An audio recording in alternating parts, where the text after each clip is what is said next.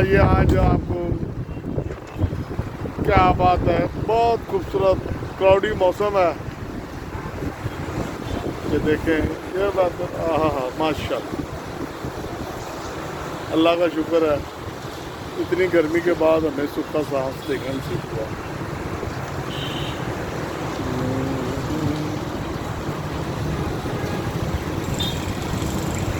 ये वीडियो भी देख रहे होंगे ना, ये वीडियो नहीं है, ये ऐड है।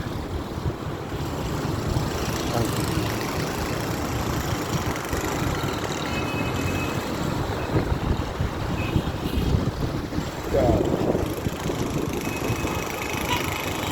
ज़बरदस्त वजह है।